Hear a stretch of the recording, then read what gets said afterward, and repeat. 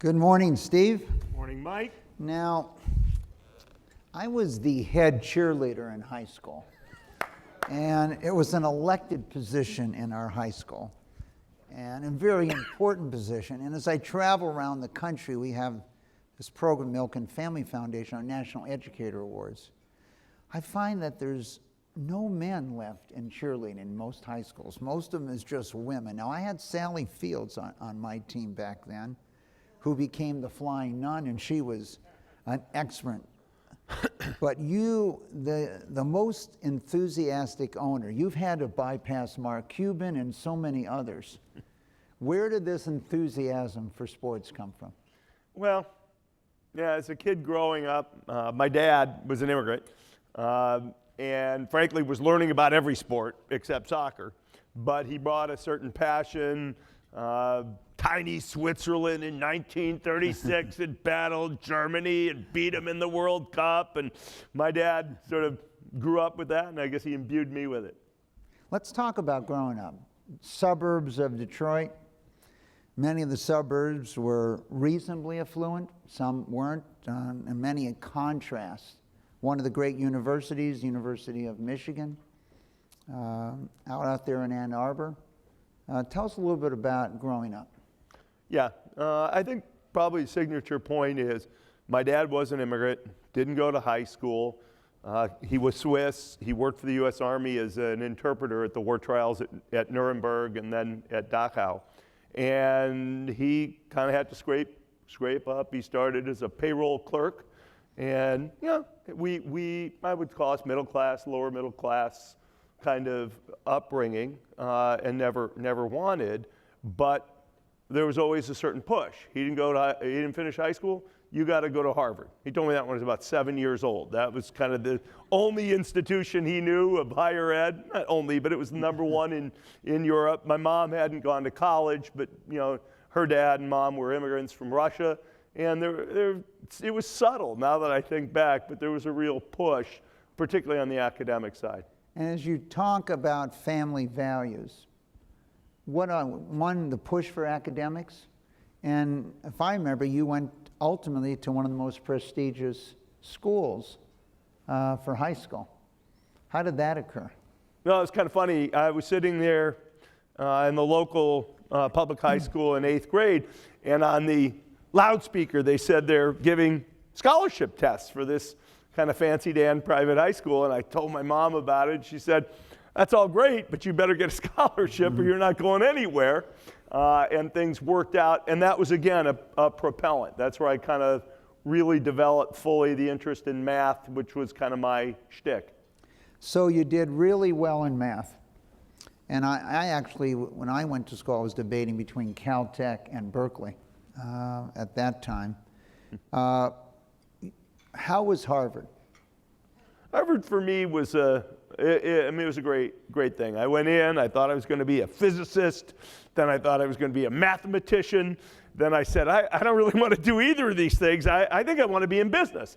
I was the football team manager, I ran ad sales for the newspaper, I was publisher of the literary magazine. I said, sitting in my office all day, every day, cranking math, and I figured out that there's a way to use all the math and still graduate by finishing up in economics, and so I got this crazy degree, applied math and economics. Well, that would be a valuable degree today, for sure. Being able to do arithmetic really quickly is important in business, probably for all of us, I'm going to suspect, in this room. Well, I had this advantage when I went to Wall Street in '69 that I could go from base 10 to base 2, back to base 10, so I could calculate yields in my head. Unfortunately, in 1970, they came out with the calculator. So my advantage lasted. You lost that advantage. It lasted a short period of time. So what was the first job out of school? I worked at Procter & Gamble. It was a world-class training program in 1977. I was a brand assistant on something called Cold Snap Freezer Dessert Maker, which died miserably in test market. There was a lot of learning in that, building products that sound good in terms of business. This was supposed to avoid refrigerated distribution, but taste bad. That's not a good product. And then I finished up as an assistant brand manager on Duncan Hines brownies, muffins, and moist and easy snack cake mix. A heck of a job, but I shared a cubicle there with Jeff Immelt, who just retired from GE. We both worked on muffins and brownies together. Now, when you take that job, are you required to eat the product daily? Let's just say I was heavier at the time. Okay, you go to work, and then you decide to go to business school. And it's 1980, and one of the world's leading business schools, but also one that takes pretty much the smallest class. I think when I went to Wharton, we had 850, Harvard's much larger, and I think Stanford was 350. So you get in this unbelievable program, 1980 at Stanford. What happens? Well, I'm having the time of my life, frankly. I don't know everybody else's experience, but I found business school mostly fun. This California thing was brand new to me, and it was like, woo! This is pretty good. Every Wednesday we had off, I'm playing golf, and then I got a call from my college classmate, Bill Gates, who said, yeah, we'd stayed in touch. He said, look, you know, we've got this company. We kind of need a business guy. Too bad you don't have a twin, blah, blah, blah, blah, blah. And I was considering summer jobs in investment banking and consulting and sort of classic. And I said, all right, Bill, I'll come see you. And I did. And despite nobody thinking it made any sense, I dropped out to go join Bill at Microsoft. So when my older son went to Stanford at late 90s, I mean, the tech bubble, and let's say in retrospect, I was shocked that students were dropping out. Were you the only one to drop out in 1980? Because that's way before. There were 3 of us who dropped out at the end of the first year. One guy, I don't remember what happened to him, me, and then a guy named Mukesh Ambani, who runs the biggest company in India. We both dropped out that year. Dropping out turns out to be one of the safest, lowest risk things you can do. This is not well understood. Well, because explain it to us. These fancy Dan institutions, they always let you drop back in.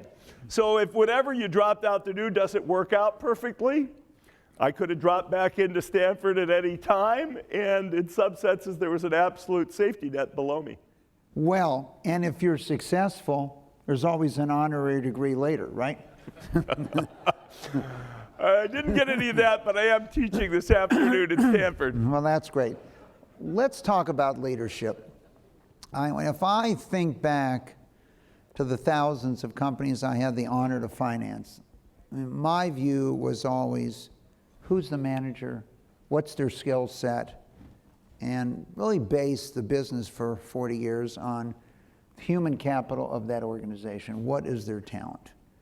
And obviously, sometimes great leaders can take a company that's not a great company and make it great. And obviously, as you know, sometimes you can take poor leaders and take a great company and make it weak.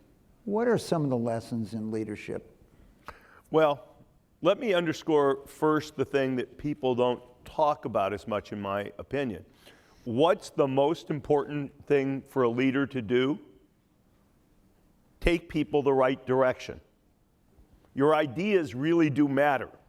A leader who's charismatic and builds great teams, but can't really get it straight on what the best place is to move, that's not a very good leader, in fact. So good leaders have to either have great ideas or really be able to nurture and find people who have great ideas. And I'd say that's absolutely number one. Number two is the ability to communicate and rally people, and not just employees, but rally customers, partners, investors around that proposition. And that can be done quietly and thoughtfully, or it can be done with enthusiasm or and energy. Many styles can work, but it's bringing people together, which does require generally a simplification of the idea. Those two things, in addition to picking great teams, great people to be on your team, and getting rid of people who are underperformers, those are what I would say are the core of great leadership.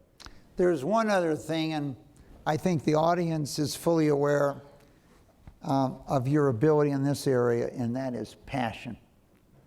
You know, having passion. I would always start these conversations when a Steve Wenner or John Malone or Ted Turner, someone walked in. What's your wish? What is your dream? What are you trying to create? You know, when I look at Howard Schultz at Starbucks, another Seattle company, he was able to create a purpose for low-wage workers at Starbucks who felt they were doing something and the company stood for something. Very difficult when almost all your workers are relatively low wages. And so what do you have a passion for? Well, when I was at Microsoft, it was pretty simple. Actually, I was thinking of dropping back out of Microsoft after a couple months. And Bill Gates and his dad, who was always brought along on the tough recruiting trips. Bill's dad is 6'7" and quite a presence. And I said, hey, look, I didn't drop out of Stanford to be the bookkeeper for a 30-person company. And Bill said, you don't get it. We're going to put a computer on every desk and in every home. And that felt very purposeful, not only to me, but to the people we brought into the business, this notion of being able to positively impact the way people work and live. That's pretty powerful. In my retirement, I've really galvanized, well, I'll get to the second thing. I've really galvanized on this notion of what can government do and be held accountable for in conjunction with other players in the community, philanthropy, business, not-for-profits, to improve or give a better opportunity for movement up the economic scale to kids who are born in poverty. And I'm not just saying live better than your parents, because in a sense, GDP growth and all that is sort of fundamental. But if you were born in the bottom 20%, what's your chance of moving up sometime in your life as an adult? That to me is very purposeful. I think, let's step back on first data information. What is government doing? What aren't they doing? And what really struck me, as I mentioned to you earlier, I wanted to run our space program until the Watts riots here in Los Angeles. You're not too far from where your Clippers play. And I met a young African-American man, and he told me he didn't have access to capital. His dad wouldn't have access to capital.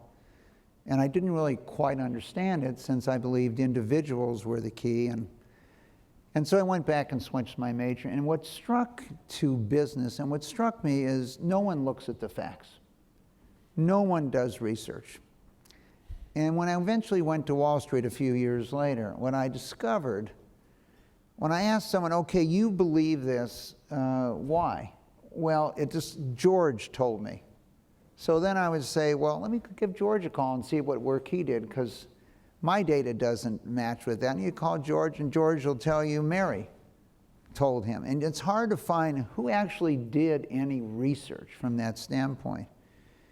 And I think, to me, it led, okay, let's look at facts. Let's look at what happens over long periods of time. And when I see you founded facts.org, what led to that? Because that seems core to some of these issues we're trying to address. Well, when I retired, it was in the video, my wife said, come on, let's get involved philanthropically. And I really did push back on the notion that says there's a major role for philanthropy, because there's just not enough money philanthropically to make a huge difference by the numbers in the lives of kids. And my wife and I, we debated it a little bit, and I decided I was really going to try to understand what government did with money. How much did it take in? How much did it go out? How much was it really redistributing wealth from the affluent to the poor, since that was my fundamental assertion to my wife. And it was impossible, literally, to find that without huge amounts of time and energy poking around hundreds of government websites. I believed only in government data. You could choose to believe or not, but it at least is nonpartisan, which most of the information you get otherwise either comes from some institution that's more left-leaning or more right-leaning. And at some point I said, look, what I really want is a 10K. I want something you can really read that has the principles of a 10K. Comprehensive, contextual, long-term, gives you that. Completely neutral, just the facts, no forecast, blah, blah, blah, just like a 10K.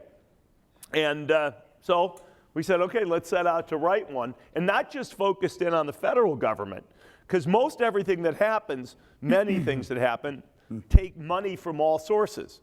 I mean, who built Wilshire Boulevard?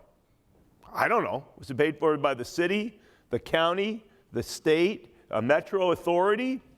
I don't know. Better add them all together, otherwise you're not going to see the full impact. And so we did start this thing, USA Facts. Please go online, usafacts.org.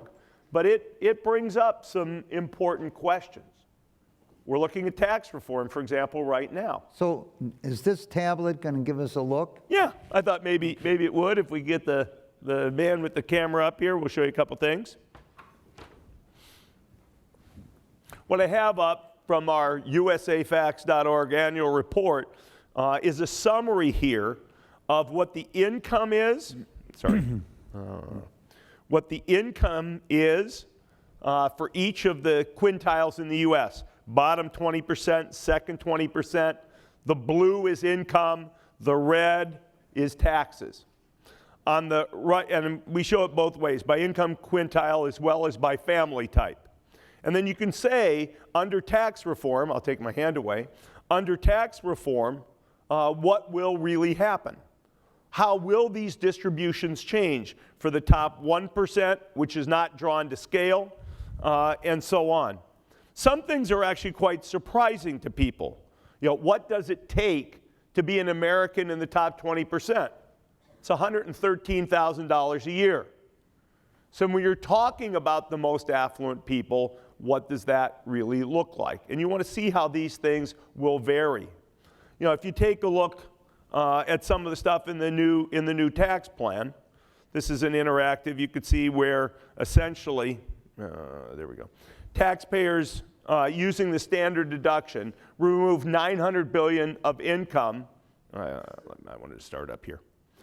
Okay, how many people use standard deduction versus itemizing? 2/3 of the people, as you can see here, 2/3 of the people, Steve. An unsure hand is not a helpful thing when doing online demos. But you can see here, 150 million tax returns, 1/3 of them are itemized deductions. You could scroll down, see more and more and more. It's a report we put up that's just based on the facts, just the numbers, just the history, no forecasts. And the thing I think we have to ask, or at least I will ask, is what really is government trying to change? What are the goals of tax reform? How will we measure what happens with tax reform? What's the revenue impact and distribute? And I'm not talking about right now. Right now it's blah, blah, blah, blah, blah, blah, forecast, economist, one on one side, one on the other, blah, blah, blah, blah, blah, blah. 2 years from now, and we want to assess what's the quality of life for people in various stages? What's the revenue impact? How much are we redistributing in this process? How much are we redistributing from our kids to ourselves? How are we changing business behavior? In my own case, I do worry about a balanced budget. It's a thing I am, quote, partisan on.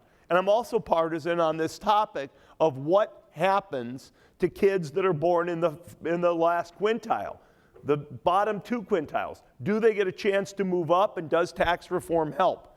Accountabilities. Government should say what it plans on doing, just like a business in front of its shareholders, and then we should have the data from government to hold government accountable. Let's talk about that for a moment, Steve, because obviously with computers 1 million times faster, data storage going to 0 today, and smartphones, the largest data set we're now going to access, which is personal health, your genome, your biogenome. And so we're going to, precision health, precision medicine is on the horizon.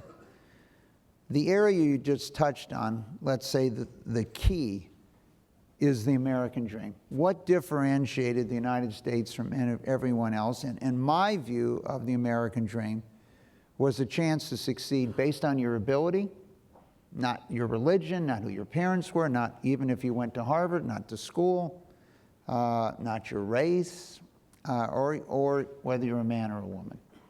And so if everyone doesn't feel they have a chance at the American dream, and a chance maybe more than once at that dream, and that seems to me to define your focus here.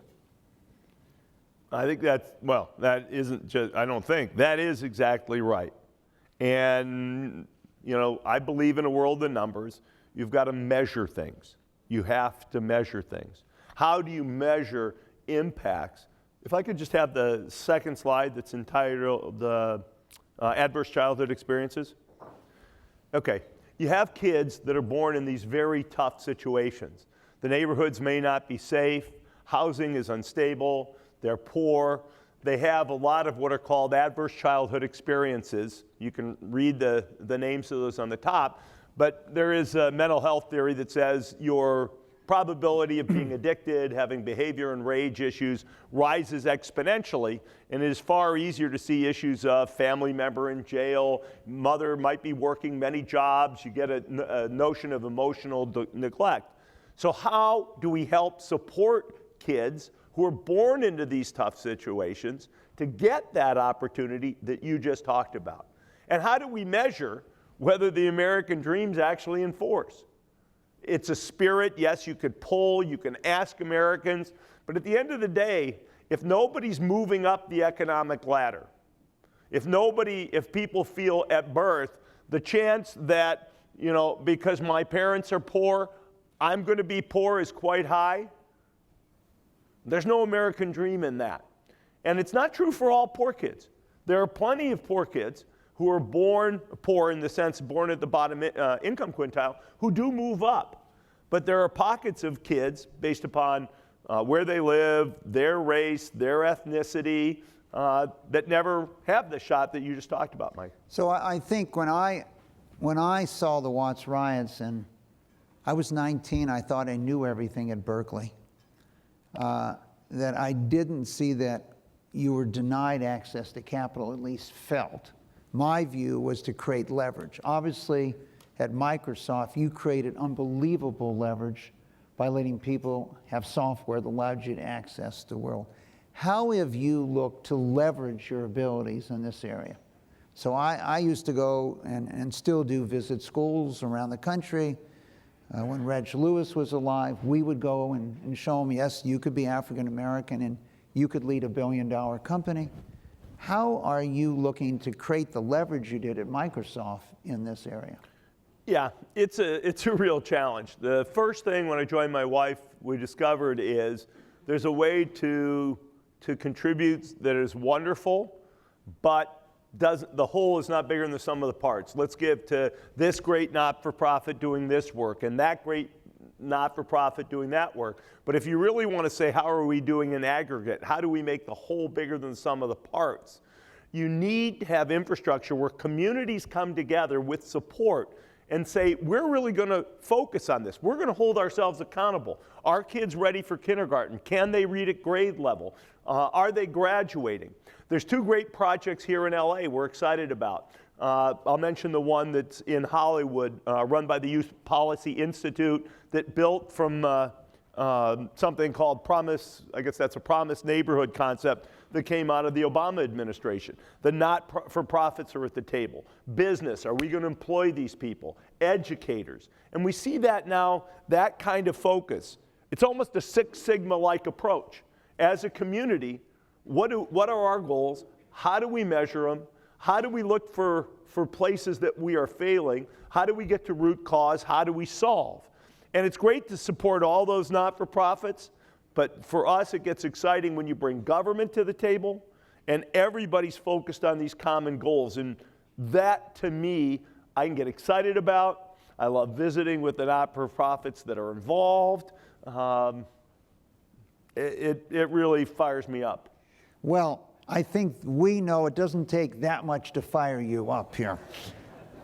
You know, what I always look for is potential for leverage. And what you've said to us is, let's find a strong organization that is dealing with a diverse community and bringing groups together and provide them support. You know, people, for example, in medical research would be very surprised to know philanthropy is only 3%, but it provides the venture capital support. And I know with the program for early child care in schools, you have another program here in LA where you're trying to leverage that group. Can you talk about that one for a moment? Yeah.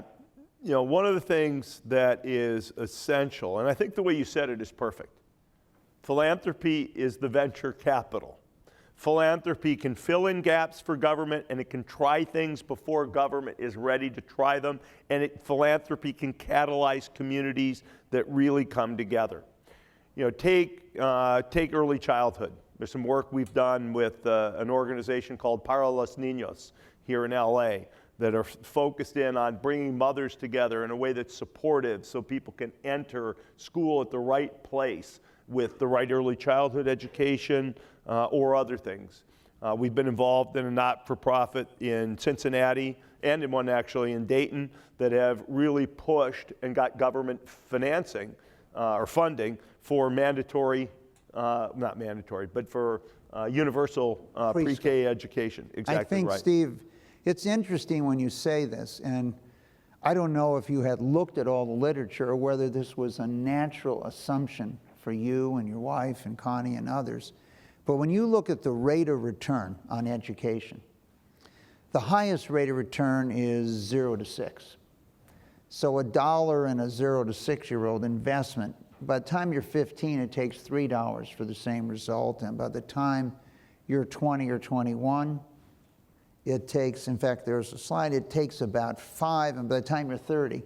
And it was interesting, when I first started going to China a long time ago, they invested 4 times as much in early child care as they did college. Here, we spend about 4 times as much on college as we do. And so it was, how did you, I'm assuming you had not seen all that literature, how did you gravitate to the importance of this idea? Well, I will say if you spend almost any time focusing in on kids, people will take you right to the, whether they give you all the numbers, they'll take you right to the focus on kids, actually even prenatal in some cases, because some of the negative experiences can actually happen before the kid is even born, stress from mothers, et cetera. So you get there, I think, pretty quickly. Also, if you look at just, I met an economist I really love named Roland Fryer along the way, and he focuses in on these issues of mobility. There's only 4 things he lists that actually help kids move forward. Number 1, early childhood education. And it clearly is a big opportunity to do that better, particularly for kids who grow up in an environment where either the parents don't have the resources or didn't have any early childhood education themselves and won't push their kids in that way. Let's shift to another area. The theme this year for the Milken Institute has been building meaningful lives. And the great concern we have that people don't feel they're going to succeed in society today. And all of us at some time, whether it was high school, college, graduate school, got introduced to Maslow's hierarchy of needs triangle. And first, the issue of, can I provide shelter for my family?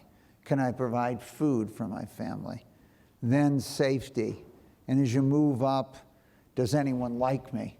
Do I have any esteem? And essentially self-realization. And with technology today, AI, driverless trucks, driverless cars, today we have 1 in 5 men who've actually dropped out of the workforce. They're not trying to get a job, and as you know, many of those are in some form of opioid today. As you think about what you're working on at the Ballmer Group and trying to help people have meaningful lives, or at least make them feel they have the potential, well, obviously you're dealing in education, your efforts in the community. How do you see the leverage there? How do we create these opportunities for people? I think, and this will sound, well, you got to prioritize. I think it's important to prioritize kids. Now, kids have families, so you can't ignore families. But to your point earlier about the declining return on investment, when you focus in on that hierarchy of needs, get it right for the kids. Because all otherwise we're doing is perpetuating another generation of people who have issues, whether it's opioid use or rage addiction or alcoholism or just being dysfunctional people raising dysfunctional kids. You gotta start early. You gotta catch the kids early. And I would say in terms of, say again exactly how you guys said what you're up to this year. Building meaningful lives. If you want to build a meaningful life, the best way to do it is to start with a kid and give them that opportunity. That's why our focus and our money focuses there, as opposed to opening up and saying, hey, there's a lot of people in need.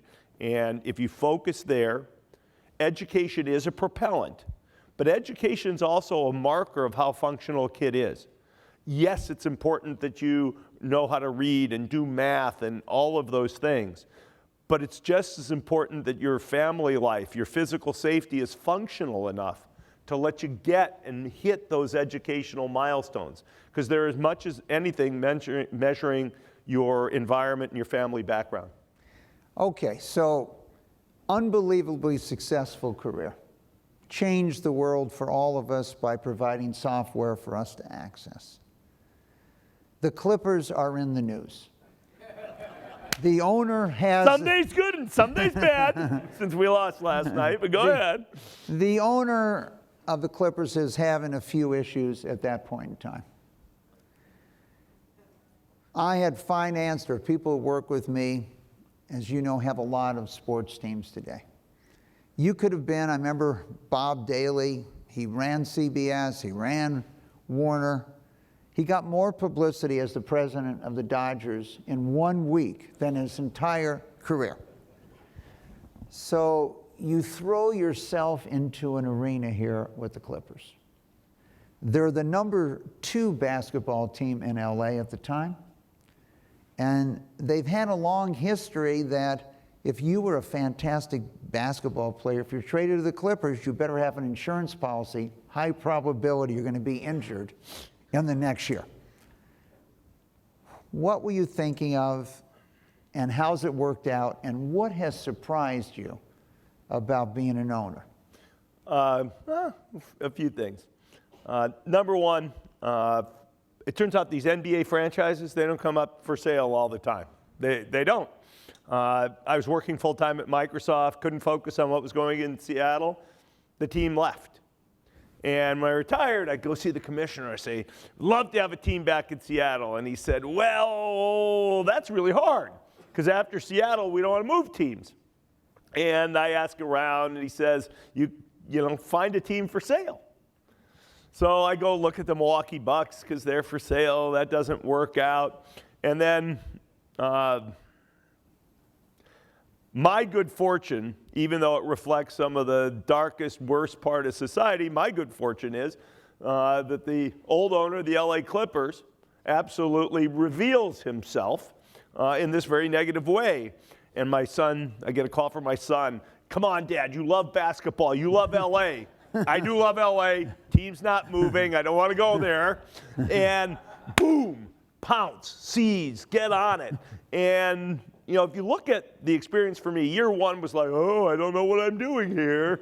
You know, year 2 is, I'm figuring it out. Year 3, I say, hey, I got it, but haven't really done as much. Year 4, I really get it. What is the owner? The owner is the point of most constancy, constancy That for works the team. in Scrabble. 5 years. Who can paint a 5-year vision for the team? Well, it turns out most people aren't sure whether coaches and general managers are going to be around unless you have a track record of proving it, which the Clippers sure don't have. The owner's supposed to say, hey, we're going this way. Hey, we care. You know, in LA, there's it's sort of a really weird, funny thing because you have two teams. Every other market, you have one team and everybody likes basketball is behind you. Here, you have to differentiate. And the Lakers, yeah, they've won a lot of blah, blah, blah, and they got a lot of glitz. But there's a whole big LA out there. A part of LA that's a little grittier, an underdog, wants to come and come hard. That's the spirit I really want to capture, that spirit of Los Angeles, which goes with everything else, but it's a heck of a spirit.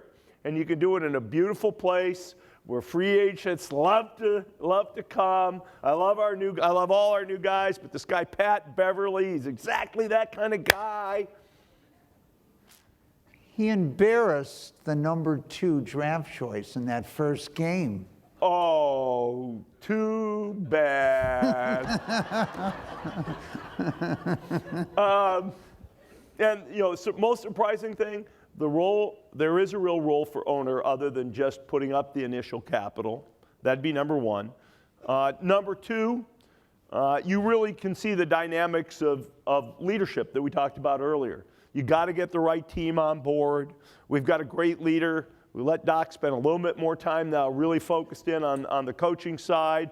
Great team, got to have it in place. We have great people now on our business side. It turns out there's a lot of interesting business challenges. We're looking at building a new arena here in Inglewood. A lot of complexity in ticketing and suites and how to think about it. We're working on a new online digital interactive product where over time what we hope to let you do is see the game from the perspective of your favorite player. What would it look like to have DeAndre Jordan's perspective on this game? I think we have real cool opportunities on the business side. And at the same time, the number 1 goal, it's not making the money. It's not the new online digital thing. It's not having great blah, blah, blah, blah, blah, blah. There's only one goal in sports. Absolutely clear. Win a championship. And sports is so much more accountable than business. This I do want to share because I think it's really important. You know, business, oh, we'll get it back next quarter. Oh, you don't know about all the things we're working on in the labs. No, you want to see our teamwork? Every 24 seconds, you can assess our teamwork. You want to know how we're doing? Win, loss, game over. No opportunity to ever change the outcome of that game. None. You think you have things in the lab that other people can't see? No. Entire transparency, every statistic, every ability to watch your players, watch everything is right there on the floor. If 2 guys are arguing, you can see it as well as I can or the coach. That is accountability, and that also surprised me. And the ultimate accountability is to win a championship with the LA Clippers right here in town. Well, I know that'll make Billy Crystal happy. So, Steve, when I think about your current profession, owner, basketball team owner, many years ago I was traveling with an individual that I had financed, and he owned, I think, 28 newspapers. And I'm traveling and I read this story, and I say, aren't you embarrassed? Aren't you embarrassed? This thing is totally wrong. Why are you writing these things? And he says to me, where did it appear? And I tell him it appeared in the business finance section of your newspaper. He says, oh, that no one pays attention. He says, you could say anything on the business page and get away with it. But in the sports section, you can't. So if I have a good writer, he can spin a story, but he can't get the facts correct, and he's on the sports page, we move him to the business section. So I think it's consistent with what you've said here. How has your interaction with the other owners been? Because you were close to your customers, you were close to the suppliers. Do you have the same relationship with players and management you did in a for-profit? And what about the people running other businesses, other teams? Other owners are business partners. We may compete on the court, but our revenue in some ways needs to be pooled because of the way the labor contract works. So we are actually business partners in creating the biggest pool we can to share with our partners, the players, who get 50%. In terms of my interactions, I do run the thing just like I did a company. I have direct reports. I try to talk to them, meet with them on a regular rhythm. We have ad hoc phone calls. We review things systematically. I used to do something called skip levels when I was at Microsoft, where you meet with your direct reports. So assistant coaches, top players. I make a point of making sure I hear what our top players have to say, whether it's a dinner or lunch, generally after the season, sometimes during the season. So I think a lot of the same principles work well. I do want to just pick a small bone with you there, Mike. You referred to the Clippers as a not-for-profit. It is a for-profit that may not make profit, but it is not a not-for-profit, just officially. Well, one thing we know is with your enthusiasm, drive, and pointing them in the right direction, that it will be a for-profit. And we in Los Angeles and California can't thank you enough for coming to our state. Thank you very much, Steve. Wonderful. Thank you.